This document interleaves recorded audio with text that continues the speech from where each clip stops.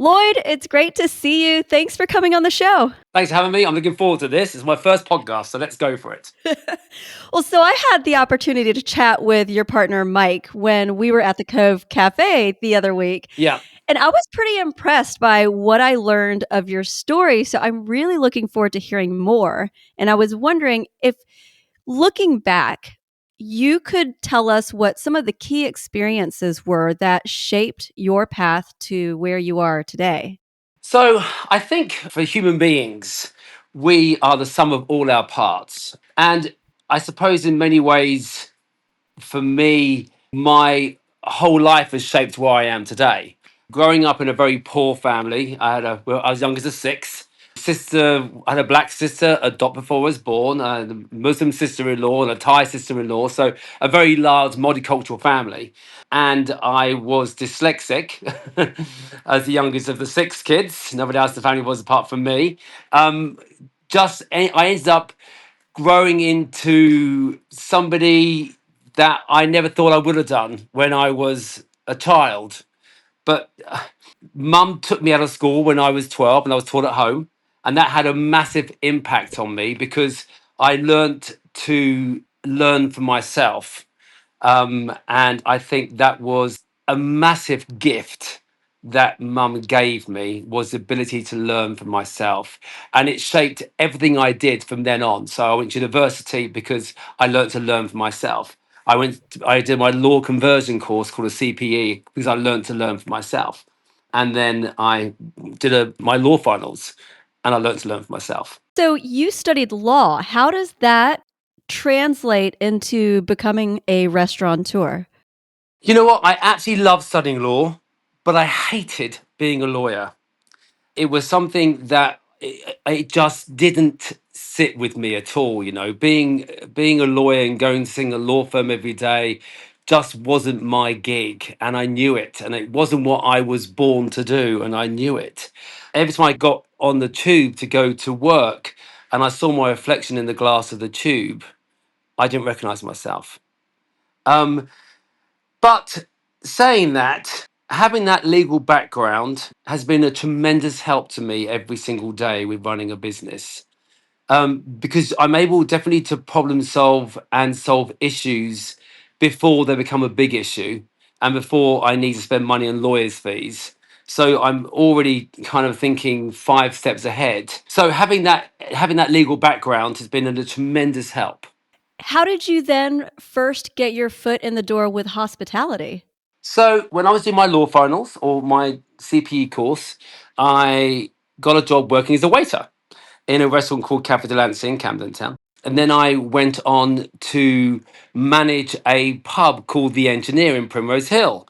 It was owned by Laurence Olivier's daughter, Tamsin Olivier, and Abigail Osborne. And it was my kind of real taste of running a restaurant. And one thing Abby and Tam taught me, which I think is really important, is they basically left the restaurant for myself and Claire, the other manager, to run as if it was ours.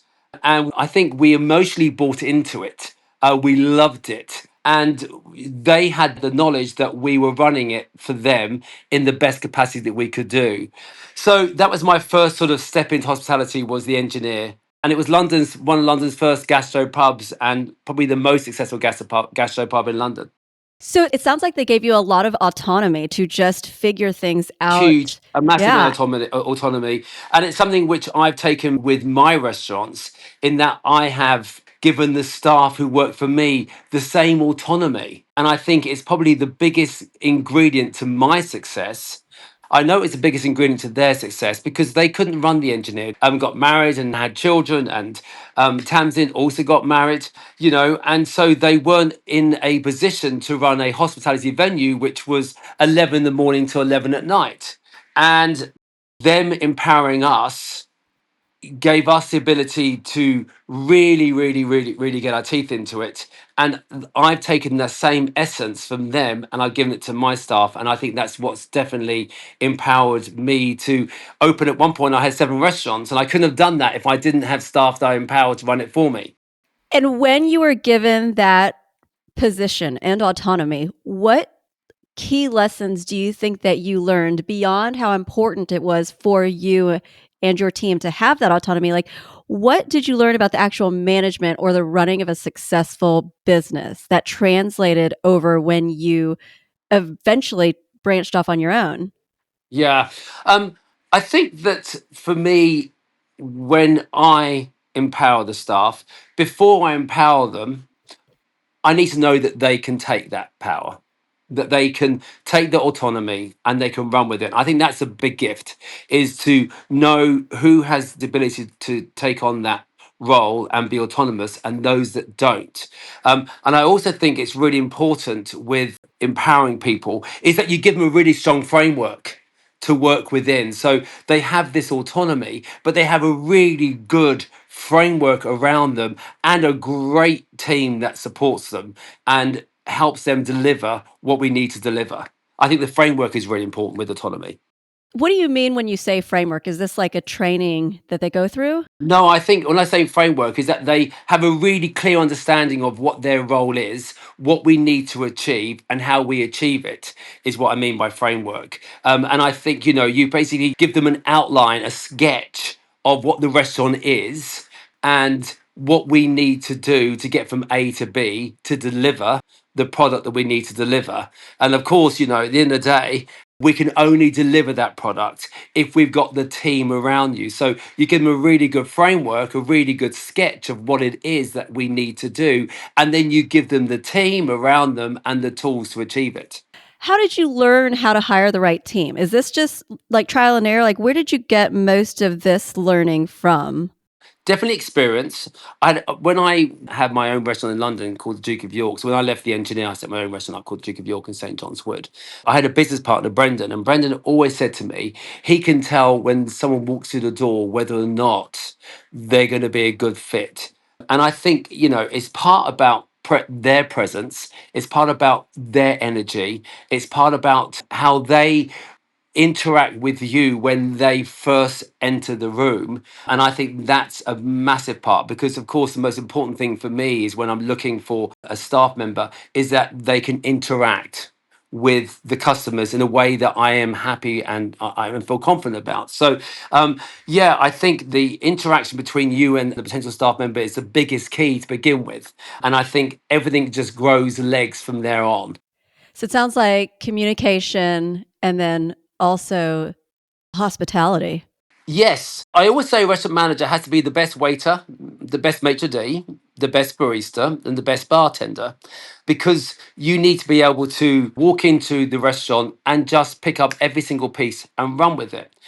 So I always say it's really important with managers that they can do every single part of what that puzzle and what that piece is.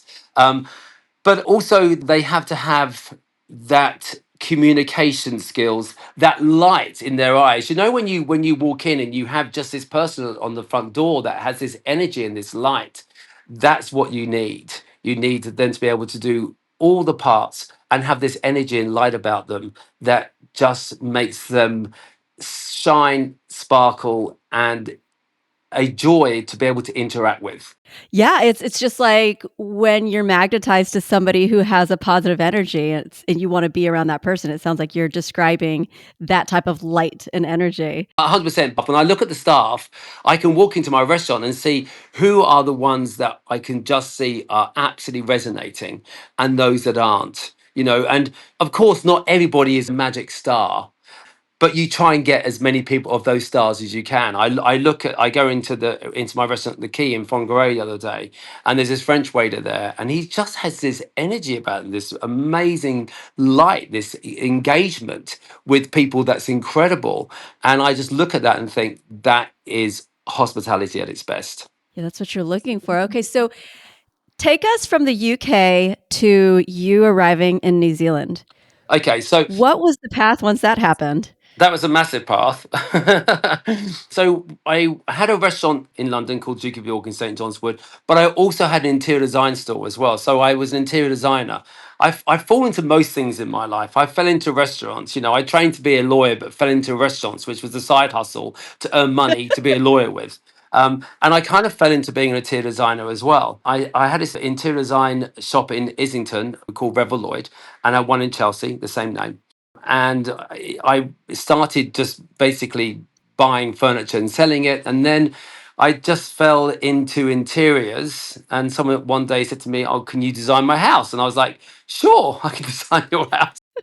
So I ended up being an interior designer, and I had some really lovely clients. I did Dido's house because she lived in Islington, and I did some work for Kevin Spacey, who bought a place in Westminster Bridge Road. Um, a great actor, Kevin, a great actor, and I kind of fell into this amazing job of being an interior designer. I had a beautiful house in Camden Town, and then I met Mike, and he was a farmer in New Zealand, and I ended up crazily jumping on the plane and arriving in New Zealand into the heart of the Waikato onto a farm. And I'd never set foot on a farm in my life before, and I'd swapped selling furniture Dido to swilling out the pigs. I swapped Westminster Bridge Road, where Kevin Kevin Spacey used to live, to um, feeding the calves. It was a massive transition, and it wasn't a small bit of land. It was 10 square kilometers. It was 2,500 acres. And there was the three of us. There's me, Mike, and Kev. And my job was to look after the calves and rear the calves. And one year we reared 1,000 calves. So it wasn't a small farm. And so yeah, that was my transition to New Zealand from doing interior design to crazily working on a farm. Oh my gosh. I have just a vision of what that must have been like for you. But you made it work. So how long did this farm? 7 years. How long? Okay. 7 years. So I did it for 7 years, and I think I never really loved it. It didn't fulfill me in a way that I wanted to be fulfilled on a daily basis. But I definitely got a better understanding of animals and our place on this planet. Um, in a bizarre kind of way. When you're surrounded by animals every single day, and you're in a capacity where you're caring for them every single day, moving them, moving from paddock to paddock, and making sure they've got grass, and making sure they get water, making sure they're healthy. And so you're kind of in this capacity of looking after a massive amount of animals you've never been involved, you never ever had the opportunity to do so before. I definitely got a deeper understanding of how we fit in. But so yeah, it definitely wasn't fulfilling for me. But I did it for 7 years. My friend Amber always said to me, Lloyd said, "You're like a giant potato." She said, "I can plant you anywhere and you'll sprout." And in some ways, I think, I'm very much that person. I do everything. I've thrown myself in something 100%. To make it work, but then when I was offered the ability to do a restaurant again, I jumped at it. And how were you offered the opportunity to do a restaurant again? So, I mean, I never thought I'd be back in restaurants. When I kind of sold the Duke of York and I moved away from restaurants and more into interiors, I thought that was my hospo career done. But a friend of mine, Ian, who owned the local gym in Pukekohe, where I used to go, and I became very good friends with him, his wife Tracy. They had a part share in a restaurant in Waipu Cove, called the Two Fish Cafe. And the chef who was working there wasn't enjoying it, and I don't think particularly was doing a good job. So when they said that they were looking at getting out, I kind of spied an opportunity and I jumped at it. And I got in the car and I drove up to Waipu Cove, and it was a rainy, wet day. It was July, our winter. The rain was horizontal, and I walked into this building and it called to me. It just resonated with me. And I thought, I like this. I like this spot. I like everything about it. I love the bar. I love the outlook. It's on the beach. Who couldn't love the outlook? You at the Coves. It's the most beautiful location. And I looked at what Trent was doing in terms of figures and in terms of number of covers a day, and thought to myself, if he's breaking even on that, I could turn it around and make money. And so I did, and I jumped at it. Okay, so can you tell us a little bit more about what it is that you saw when you looked at the numbers and you're like, I can do better than this, or I can improve here and there? What did you do? What changes did you make when you took over? Well, first of all, he's only open 5 days a week. So he was closed on Tuesdays and Wednesdays. And I thought, okay, I'll change that. Number one. Number two, there was no consistency to the opening hours when he was open. So if it was a quiet night, he'd close at 6 o'clock. It's a no-no. You never do that. You have to be consistent with with what you're giving to a customer. They need to know that they can come down and come to the Cove, and you're going to be open when you say you're going to be open. So I gave the restaurant more consistency, both with opening times and with this opening days. We were open 7 days a week, and we're open from 9 in the morning to 8 o'clock at night. Come winter, come sun. In the summer, we open at 8, an hour earlier, but I never ever close before 8 p.m. because even if it's a rainy, wet night, I want people to know that they can come to the Cove and we'll be open when we say we're going to be open.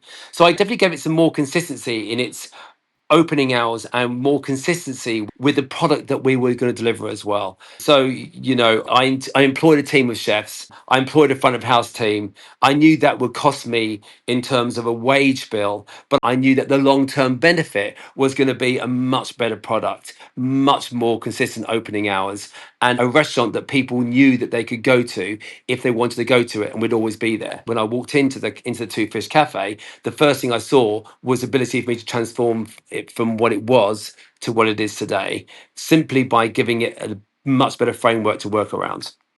And did you have any guidelines as to like how much you were willing to spend of your potential revenue in order to cover this new team and to stay open the hours that you wanted to?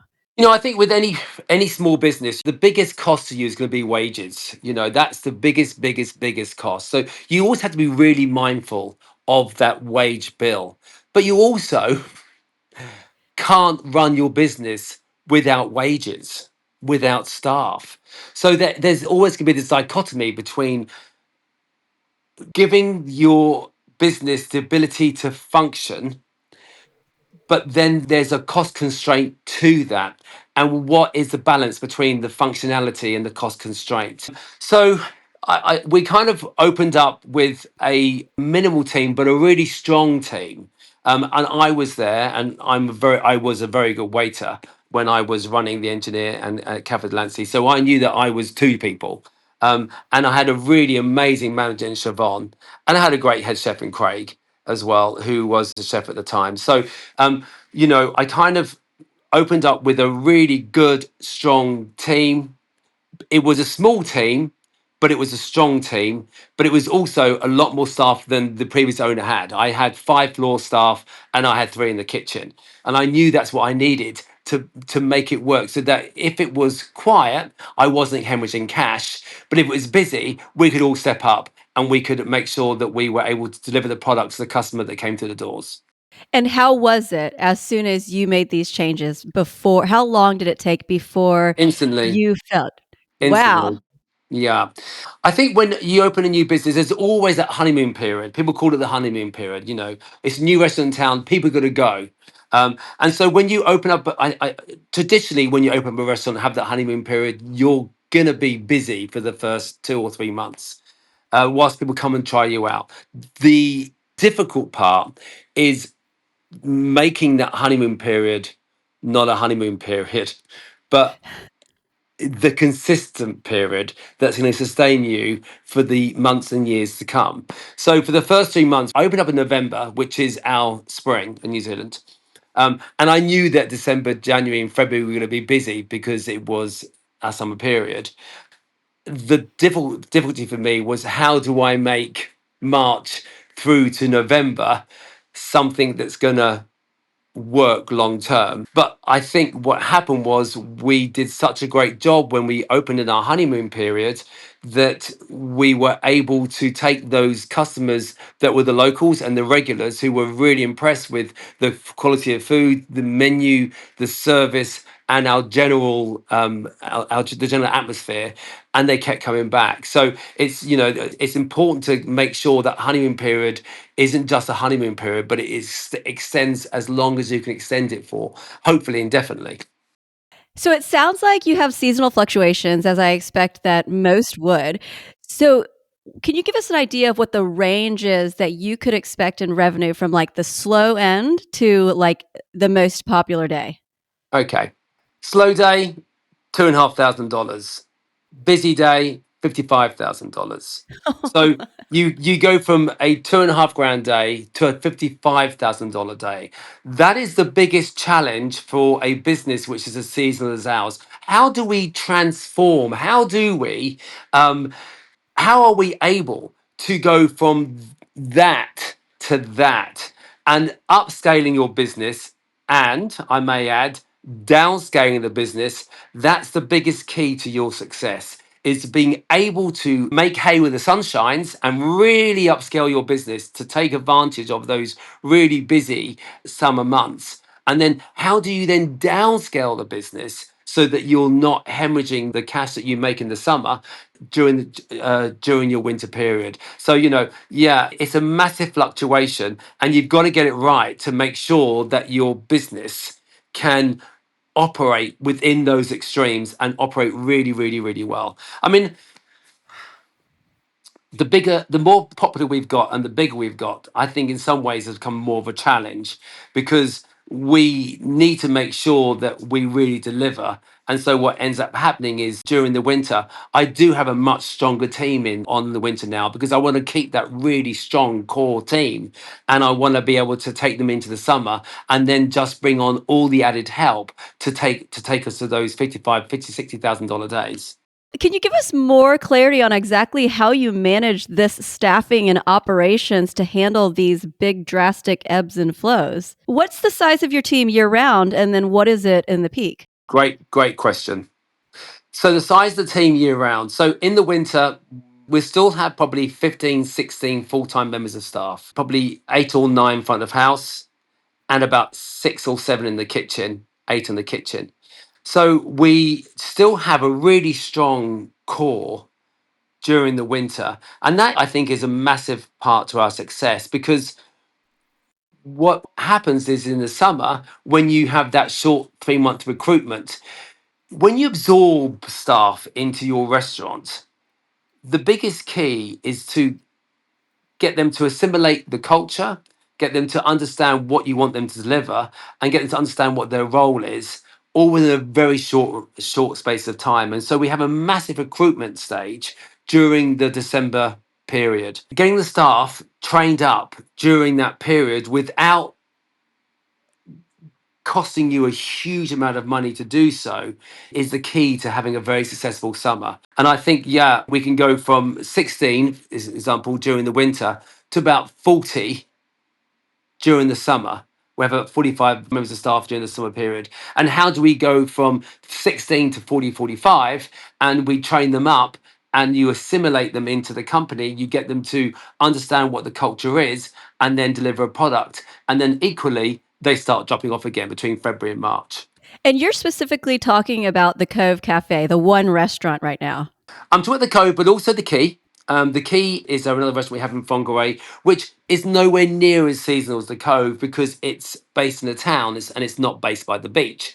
So we have quite a large population, not large by your standards, but by New Zealand standards. We've got 100,000 people who live in Fongaree. So that's quite a big town for us in New Zealand. And having 100,000 people on your doorstep is great at sustaining your business during both the winter and the summer. So the Key doesn't nearly as fluctuate as the Cove, but to give you dollar turnovers in terms of fluctuations for us in Fongaree at the Key, our quiet day will be $8,000, $9,000, and our busy day will be $40,000. So it's not quite the ebbs and flows that the Cove has, but it still fluctuates, not quite as seasonal. We still have great winters, but there's still a seasonality to it. We have a lot of tourists come through during the summer. So there's definitely a seasonality to the Key. And I've also got number 8 in the town basin in Fongaree, and I've got Loco.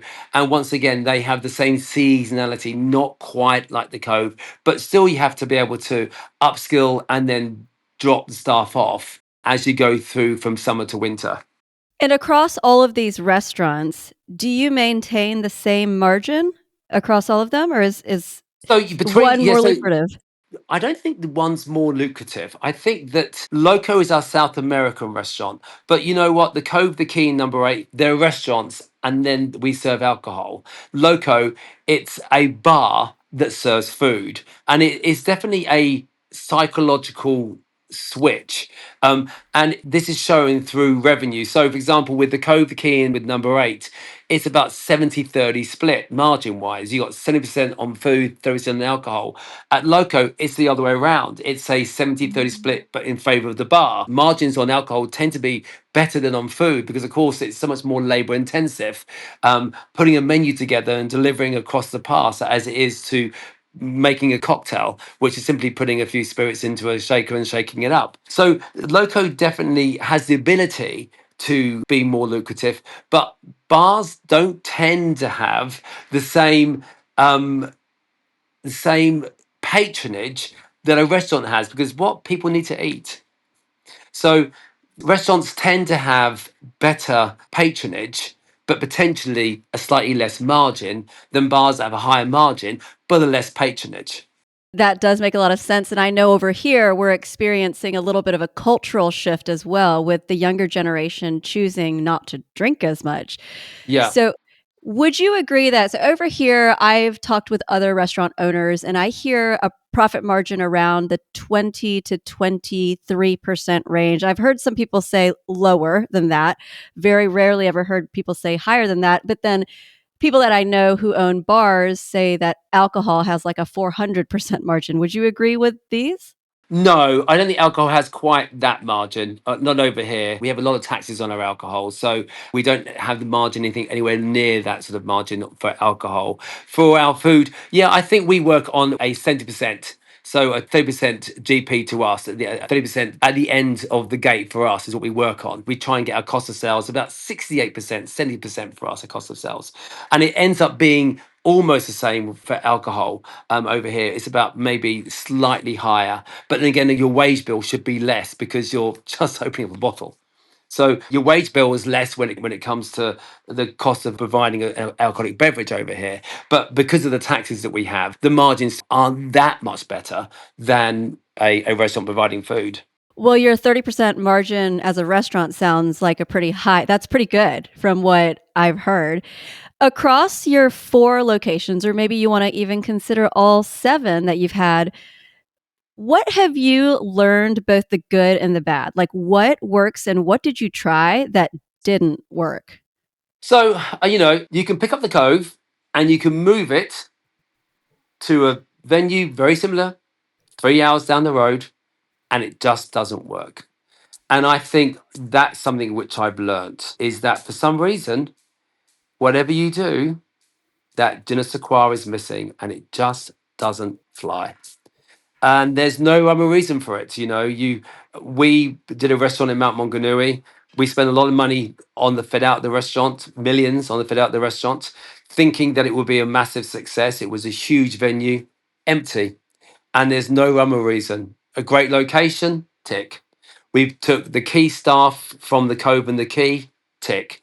We had the same menu and the same wine list as the Cove and the Key, tick. But for some reason, it didn't resonate. And I think that's something universal in hospitality. I mean, Jamie Oliver can set up a restaurant in one town and it flies, and in another town it flops. The same with Gordon Ramsay. There's no other reason of why sometimes it works and sometimes it doesn't. You can give it all the ingredients, but there's just that one thing that is missing, and you don't know what it is. It just doesn't resonate. That is interesting. I wonder if anybody's really figured out the formula No, behind that. I don't think so. I think with all chains, some of their outlets which absolutely go gangbusters, and there'll be some which just don't, and the others were supporting it.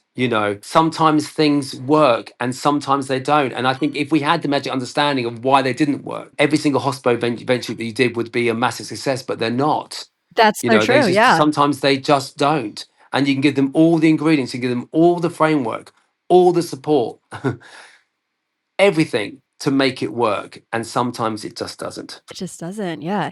So, looking back, is there anything that you would have done differently? I would have pulled the plug earlier. It's hard to do sometimes. I think that's my biggest failure is I just think this time next year, Rodney, we'll be millionaires. This time next year, we'll turn it around. And it just doesn't. What I've learned is that sometimes when a business isn't performing, and hasn't performed, it's not going to work. And I can throw everything at it and it's not going to work. And I think that is the biggest thing that I've learned is that I've got to learn to pull the plug, not within 4 years of it not working, but within 12 months of it not working, because your first loss is your best loss, and don't let pride get in the way of making the right financial business decisions. Okay, so just focusing on the Cove Cafe, because we've been talking about that one already, and then we just have some continuity. What do you think the magic is about that place? Location, location, location is a huge factor. It is by the beach, so it's kind of we have a really relaxed, surfy sort of vibe to the place, which everyone loves.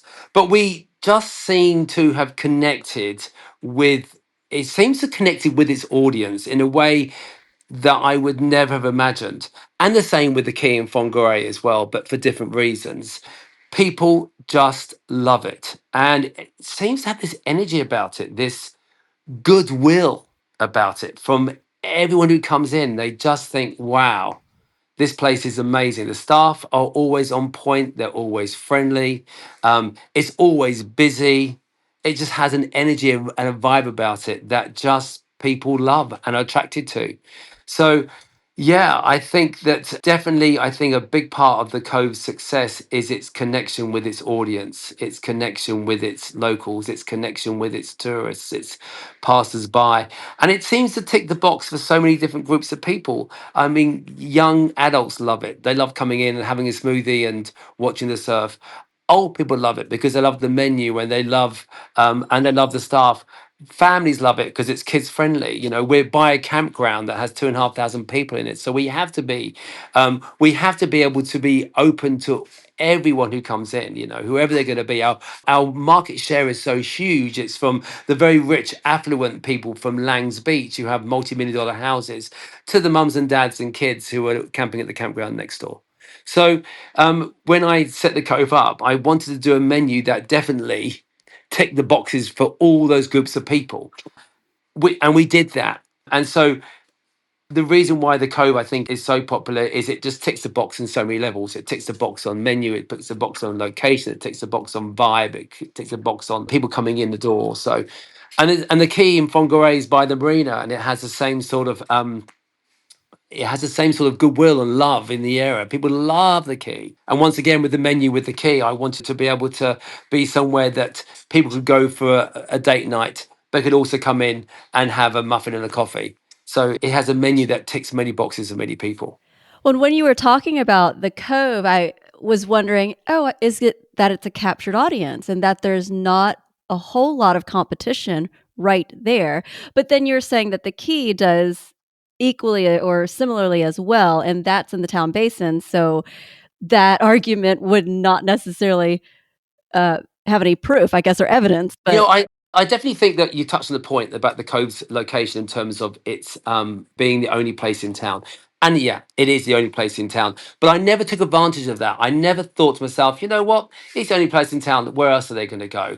I never ever thought that was never an ethos behind my business with the Cove. It was always, how can we deliver? How can we elevate? How can we provide the best food, the best service every single day, no matter what happens? And I think that's something which I think, has been a key to the success, is that we didn't just rest on our laurels and, think to ourselves, well, we're the only place in town. And with the Key in Fongaray, yeah, you're right. It's a very different beast. It's a lot more competition. But once again, we just get up every day and say, how can we make it better? And I think with business, you've got to say to yourself, how do I make it better every single day? And we do every single week or every single month. When we have a menu change, we think, how can we elevate it this time so that we can just make it better? And how much impact do you think that the design and the ambiance play into the Oh, Jetson Group's success? I mean, that's so important. I keep forgetting about that, you know. I mean, being an interior designer from London meant that when I came here, that was one aspect that I knew I'd nail. I just thought interior, tick. But yeah, I think with the Cove, it's, you know, the interior had to be one that reflected its location. It's by the beach, so it has to be more casual. It has to be more relaxed. People come in their speedos, you know, and a towel around them, in flip flops. So it has to be. It can't be that high end. But with Fongaré being by the marina, we definitely did an interior that was much more elevated than the Coves, because it just had to reflect the customer coming in. But yeah, having that interior that people will walk into and enjoy, and adds to their comfort and to their experience with us is so important, because you know, going out for dinner, for most people is an experience, and not everyone can afford to go out for dinner every week. Some people it's once a month, some people it's once a year for their birthday. And you need to make sure that when they come in, that it's a whole experience. It's the environment, it's the food, it's the service, it's the atmosphere, it's the greeting, the goodbye. Everything has to align so that they really do enjoy their experience with us, because it's an experience. What do you say is your ultimate goal? Like, where do you see the Jetson Group in 5 years? Where would you like it to go? What are you hoping for? I think when I first set the Jetson Group up, it was never meant to be, I never set it up to have many, many, many restaurants. But you know, sometimes fate weaves a little weave, and we had a logo that actually was quite transferable. It was four letters in a circle, and so if we wanted to expand with our logo, the expansion was something that we could do. We could simply change the four letters, which we did. So the Cove is four letters, the Key is four letters, Loco is four letters. At the Mount, we had Fire, it was four letters. We had the June in Mungafai, four letters. So I didn't anticipate expanding, but then when I expanded to the Key, and I realised that I could transfer the Cove to the Key, and I could um, run two restaurants successfully simultaneously, and both of them were hugely successful. I thought I could take this to the country. You know, I could take these four letters, and I could take this experience that we offer people throughout New Zealand, and that's why I set the two restaurants up in the Mount Maunganui, Fire and Number Eight. Um, and I set the Dune up, and then I set Number Eight up in Fongrey, and then Loco. But where are we going to be in 5 years' time? I did have an idea of expansion southwards. At the moment, that's come to a stop. I think I've got quite comfortable with the four, and at the moment, they are successful, and they are able to. They're able to provide staff with a great wage, great job security, and job satisfaction. It provides me with a great income. So at the moment, maybe I'm 55 now. I don't know. Do I have the energy to do more? At the moment, I don't. That might change in 2 years' time. I might get another rush and think, actually, I want to do four more down the country. But at the moment, I'm just happy with four. And if anybody is listening in and is also an entrepreneur, is also a restaurateur, maybe their restaurant isn't doing as well as yours is, or maybe there's somebody listening in who wants to open something, what advice would you give to them?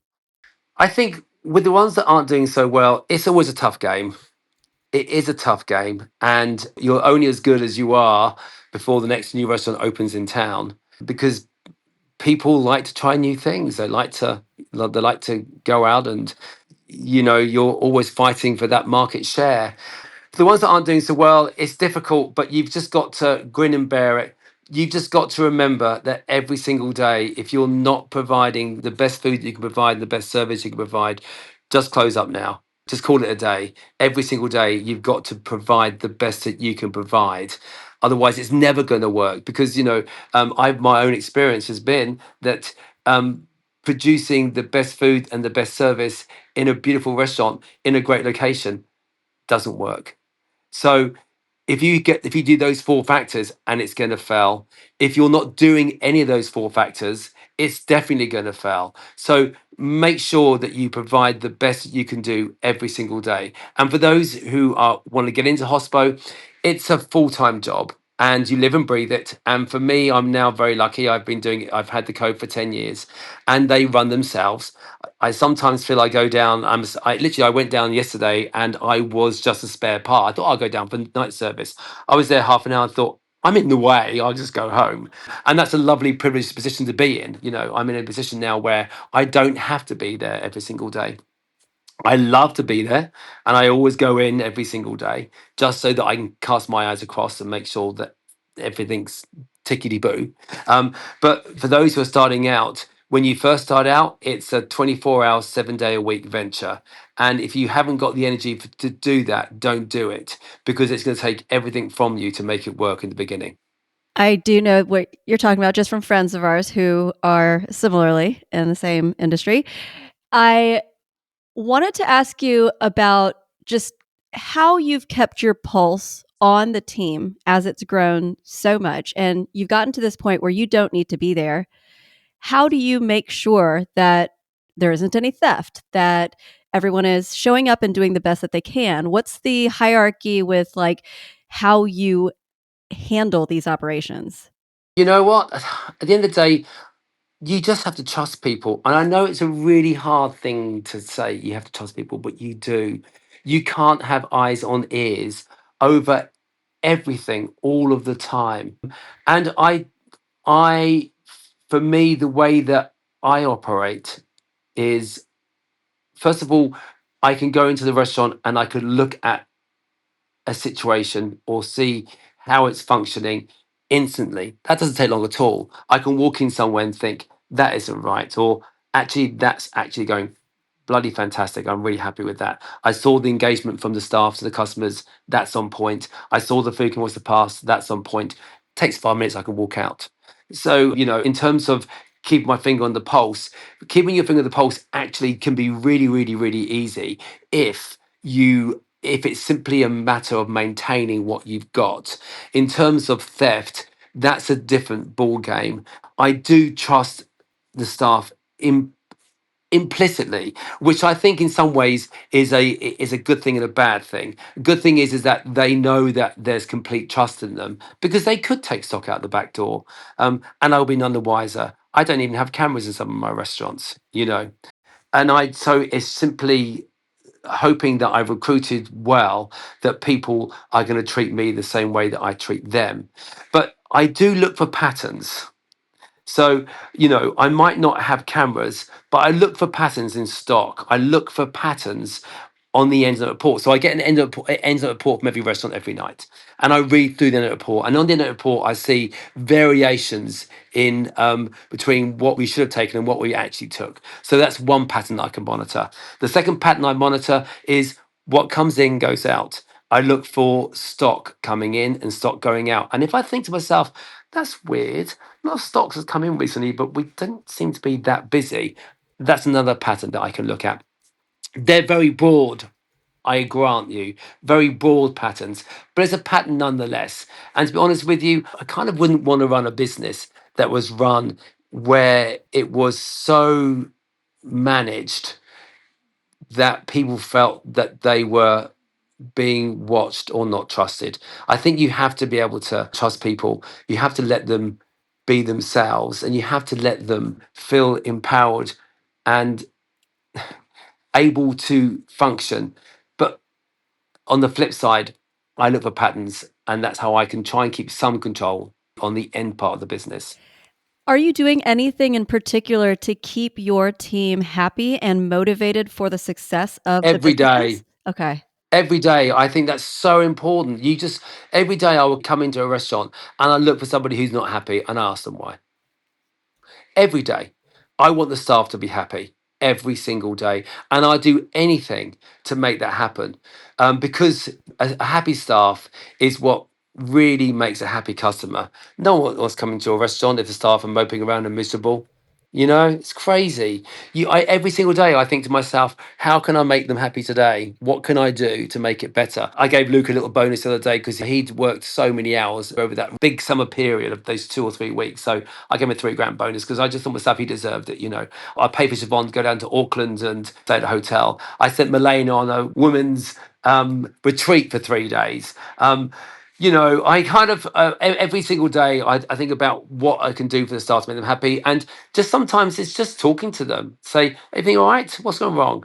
Okay, there was a girl working at number 8, feeling a bit of tension in her and another manager. I sat down with her, I had a chat with her, then I had a chat with him and said, come on, guys, you've got to be able to work together, and you've got to be able to understand what it means to make your team work. And I always say for managers, our job is to put fires out, not start them. So that's my biggest um, daily mantra with management. Say, guys, our job is to put fires out. Let's not start them. So I don't want you arguing with the team. I want you supporting the team, and I want you empowering the team. So I use managers to make sure the staff are empowered and supported, and then I obviously make sure that managers feel empowered and supported by me. That sounds like you're a great leader. Yeah, I am a good leader. I'm sorry, but I am. It's definitely something which I know is the reason for a big part of the success is I'm really good at my job, and that is making sure that we keep that ship stable, and the ship has to be stable at all times. And that's about maybe subconsciously putting in these different ways of making things work, but just making sure that the staff are happy and that they're content, that they've got support, that they feel that they've got leadership. I step in when I need to step in, and I step out when I feel I can step out. So yeah, I am very good at my job, and that's definitely a reason why we're able to be in the position we're in, where we've got 4 restaurants functioning really, really well, and I can step back and support now from the wings. So, is this just part of your personality, or is there an experience that made you want to be this type of a leader? Did you read a book or take a course? No, no book, no course. I think in life, every experience that you have will shape you. Abby and Tam gave me the autonomy to run the engineer, and I took that with me so that when I came to run my own restaurants, I gave the staff the same autonomy. So that was something I learned from my experience. And I think in terms of managing staff, I've got great empathy for people. I remember I did Camp America, which is where you go and work in a summer camp in the States. And I did that when I was 18, 19 years old. And suddenly I'd gone from being the youngest of the family who's being bullied, yet spoiled at the same time. I don't know how that works, but apparently it works. Bullied and spoiled at the same time, to working in a summer camp and looking after children. And I worked for the Salvation Army, a summer camp in West Virginia called Camp Tomahawk. Great summer camp. Amazing job the Salvation Army did in America. Amazing job. So they'd go around Baltimore and DC. This is where the catchment was, and pick up all these kids off the street and bring them to a camp.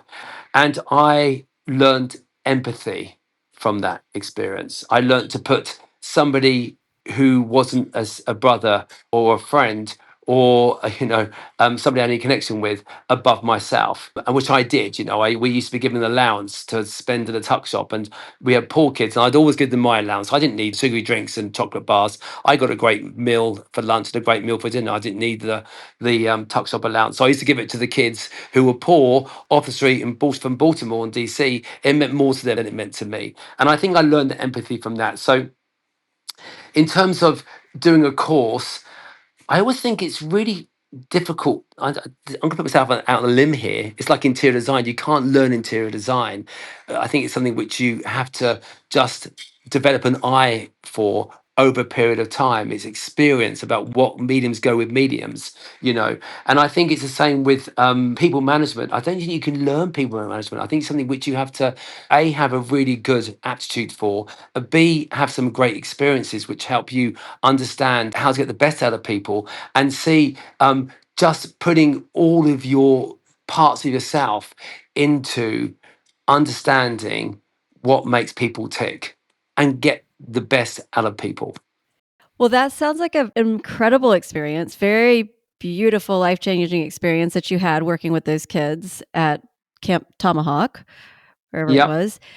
Uh, I can see how that's really shaped you. It definitely shaped me. I learned empathy. I don't think you learn empathy, but I experienced empathy for the first time. Empathy for somebody who wasn't a family relative. I've taken that experience and I've used it every day now. I use empathy for staff who work for me. I use empathy for customers, who are coming to a restaurant. Maybe it's a special day and I want to make it. I want to make it a memorial day for them. So empathy is something which is an important trait that we take with us and hopefully learn and use every day. It's very true and something we wanna teach to our kids. I know it's not natural for everybody, but yes. So, I just have one final question, and this is a question that I ask everybody. It is unrelated to business, it's more of wisdom. If you could sit down with yourself when you were in your early 20s and have a conversation, what life wisdom would you give yourself? First thing is, don't worry, everything will be okay. I think that's the most important thing I say to myself, because when you're 20, you're just always worried about what the future's going to hold. Where will I be? What will I do? What roof will I have on my head? So I think the most important thing I say to myself is, don't worry, everything will be okay. The second thing is, trust your gut, because it will play well for you far more than it won't. Trust your gut. The next thing I say to myself is, and I love people. I always have. I love people. I think people are amazing. They make me laugh every single day. And yeah, sometimes you get somebody who tests that love for people. But 99.9% of the time, I think people are amazing. And I'll say to myself, you know what? You're right, Lloyd. People are amazing. Remember that. That is awesome. Lloyd, thank you so much for coming on and sharing your story with us. I feel like I learned so much just by listening to your journey, which has been a pretty diverse from, UK as a lawyer, interior design, to the restaurant management, to now running your own thing, to the farm. I mean, it is just so rich with experience, and I so appreciate you taking the time to share it with us. Thank you.